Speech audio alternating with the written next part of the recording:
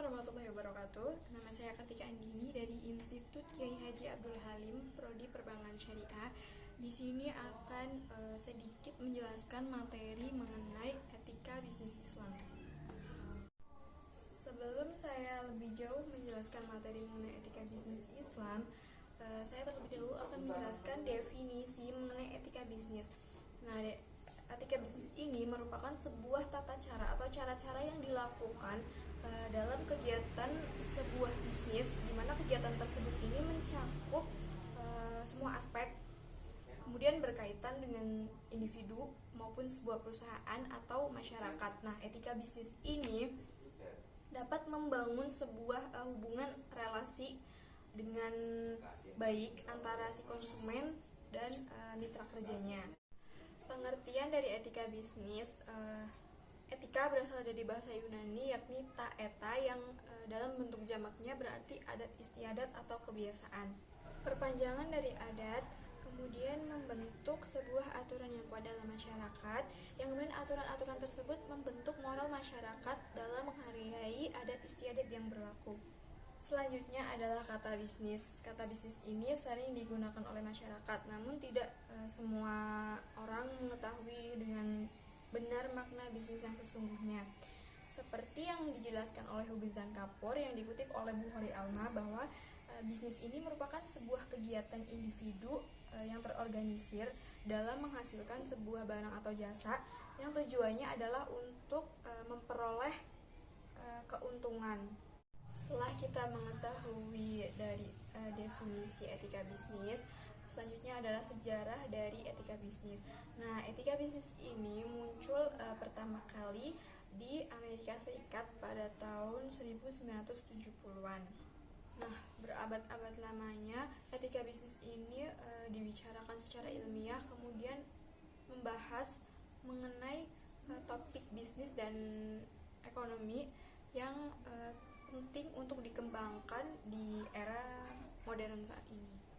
Setelah kita mengetahui definisi, kemudian sejarah, selanjutnya adalah prinsip dari etika bisnis.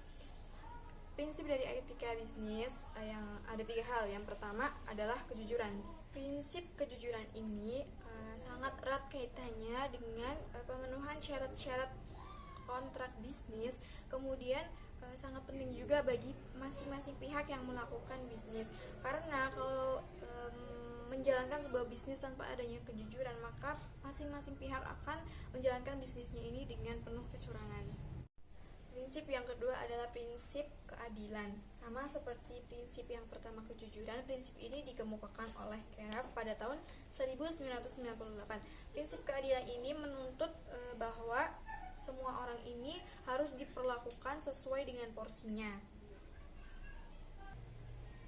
Secara lebih sederhananya, prinsip keadilan ini dalam sebuah bisnis harusnya tidak merugikan orang lain, kemudian tidak mengambil hak orang lain. Secara sederhananya, prinsip keadilan ini merupakan prinsip yang tidak merugikan hak dan kepentingan orang lain.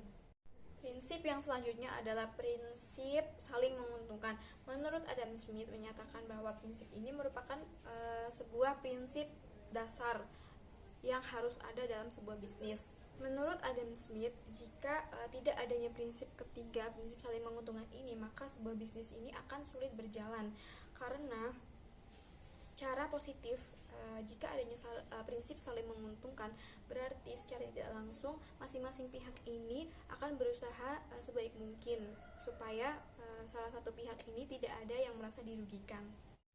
Sebagai seorang muslim, tentunya kita harus mengetahui bagaimana etika bisnis dalam Islam, yang tentunya dalam pelaksananya ini berpedoman pada Al-Quran dan hadis. Karena seperti yang kita ketahui bahwa dasar hukum bisnis dalam Islam juga terdapat dalam Al-Quran, yakni pada surat An-Nisa ayat 29, kemudian surat At-Taubah ayat 24, dan surat An-Nur ayat 37. Yang selanjutnya adalah pentingnya penerapan etika bisnis Islam. Nah, karena bisnis ini dalam Islam sudah diatur untuk mengedepankan etika, karena menurut Islam jika sebuah bisnis berjalan tanpa adanya etika, maka bisnis itu akan berjalan dengan menghalalkan segala cara. Karena pada dasarnya tujuan dari bisnis ini adalah bukan hanya sekedar bagaimana kita memperoleh profit atau keuntungan sebesar-besarnya, tetapi di situ juga harus memperhatikan aspek manfaat. Dalam etika bisnis Islam ini mewajibkan para pebisnis untuk mengetahui hal-hal apa saja yang benar dan salah, kemudian bisnis apa saja yang diperbolehkan oleh agama dan tidak diperbolehkan oleh agama, lalu bisnis yang sekiranya mengandung banyak manfaatnya daripada mudaratnya. Kemudian selanjutnya adalah penerapan etika bisnis yang salah. Contohnya adalah misal saya sebagai penjual, saya mengetahui apa saja kekurangan-kekurangan barang yang saya jual, tetapi dalam hal ini saya sengaja menutupi supaya barang yang saya jual ini cepat terjual dengan keuntungan yang maksimal. Di situ sebenarnya sudah tidak ada kejujuran dari pihak penjual yang tentunya itu sangat merugikan orang lain. Dalam hal ini, jika kita menerapkan etika bisnis Islam dengan baik dan benar, maka seharusnya kita memberitahu kepada konsumen apa saja kekurangan-kekurangan yang ada pada barang yang kita jual, sehingga kita tidak mengecewakan konsumen, kita tidak membuat rugi orang lain. Oke, sekian materi yang dapat saya sampaikan, kurang lebihnya mohon maaf. Pesan saya adalah jika memang nantinya kita akan terjun dalam dunia bisnis, maka sepatutnya sebagai seorang muslim kita harus berpedoman pada Al-Quran dan hadis demi menjalani kehidupan yang selaras. Kemudian dalam berbisnis juga sepatutnya tidak hanya mengedepankan profit, tetapi bagaimana kita bermanfaat untuk orang lain. Sekian yang dapat saya sampaikan. Wassalamualaikum warahmatullahi wabarakatuh.